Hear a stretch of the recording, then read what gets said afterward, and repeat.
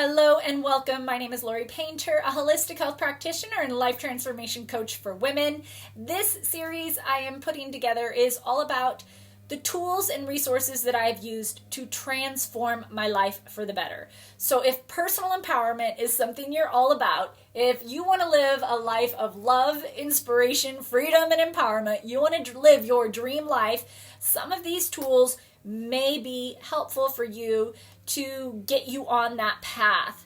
Today's topic is a bit controversial, so have an open mind. I know that I was very closed to the idea when I would hear about this years ago, but education has really helped me come full circle with this. So the topic is microdosing, specifically with psilocybin.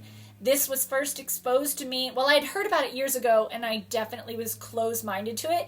I thought it was toxic to the body. I thought that it had negative impacts on the brain. I thought that it could be habit-forming.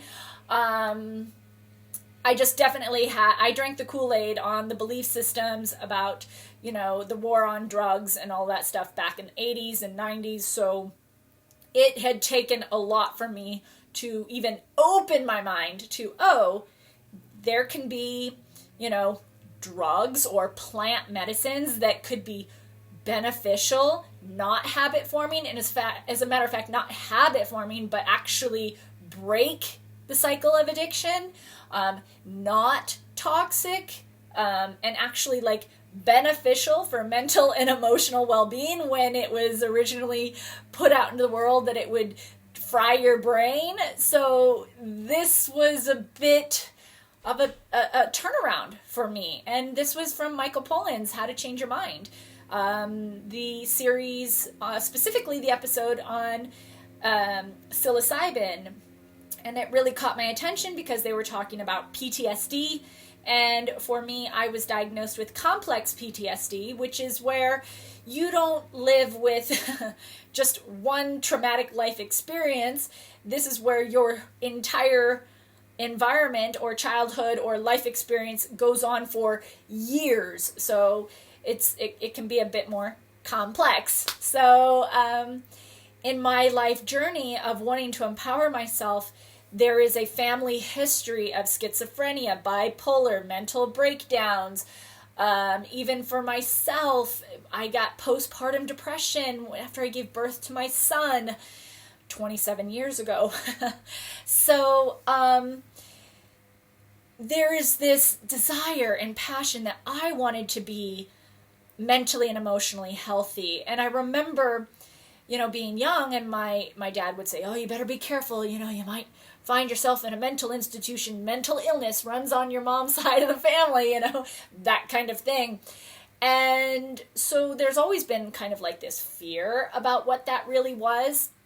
And over the course of my 20 plus years in working in holistic health and studying and learning new modalities, this one came at such a beautiful time, because once I understood that not only are these not damaging drugs, but they're powerful tools to help with mental health, to help process emotions, to help change perspectives and paradigms.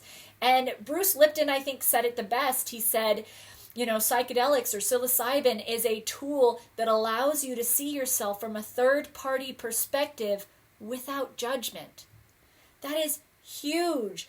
So this is a very mind-opening, mind-expanding product that you put into your body that starts to activate your brain. And I didn't just use psilocybin alone. There is a method that's called the Stamets Stack. That is the one that I implemented, and I didn't follow his protocol of a 5 days on, 2 days off. I practiced Dr. Fadiman's practice, which is once every 3 days.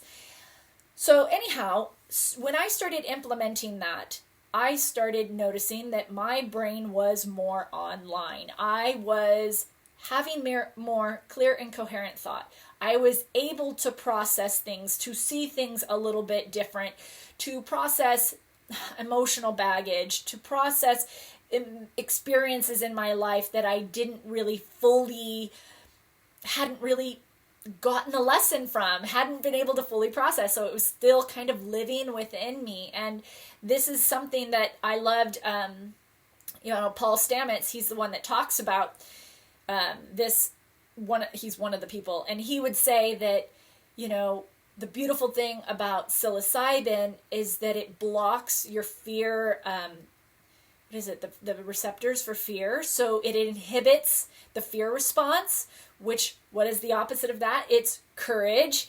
And it's very mind opening, and it's very heart opening. And I think with my childhood life experience, I had to close my heart down to survive in the environment that I was in.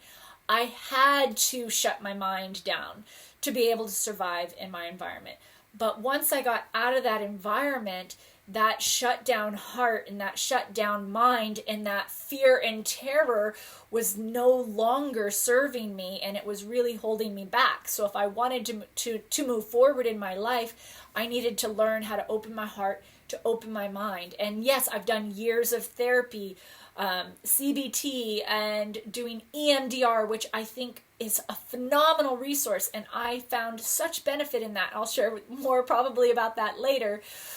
But this was just a tool that helped me access it so much faster without the fear of having what they call a bad trip, without having any psychoactive experiences, but more or less like Paul Stamets talks about, that this is almost like a nutraceutical. Like, this is just what makes the brain really process things fully and completely. And I remember when I was young, we would hear the saying like, oh, humans, we only use like 10% of our brain. And I remember thinking like, wow, that's kind of a small amount. And I wonder why we have this magnificent brain if we don't even use it. And this seems to be something that really helps you access more parts of your brain. So this tool has, like I shared, Bruce Lipton said, has allowed me to see things in myself that are holding me back, allow me to process them, allow me to question my beliefs. It just brings to the surface anything that has not been resolved. So it's just another tool. It is not the end-all, be-all, but it has definitely impacted me for the better, to become mentally and emotionally clear, and to really inquire quite a bit. It's kind of like free thinking and open-heartedness. So this has been quite an empowering tool. If you like this and you want to learn more about it, I will put some resources underneath this video that you can maybe look into. Maybe you were like me and it's like, ooh, this is very off-putting, like this is kind of scary, this is kind of out there.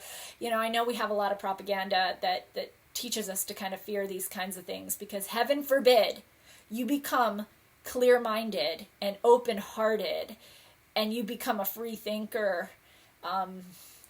That must be a scary thing to have in the world, because it just seems to be that that's what this does, is it has you see things a little bit differently with a more open mind and a more open heart with that, and it helps you kind of move forward in your life without letting fear hold you back.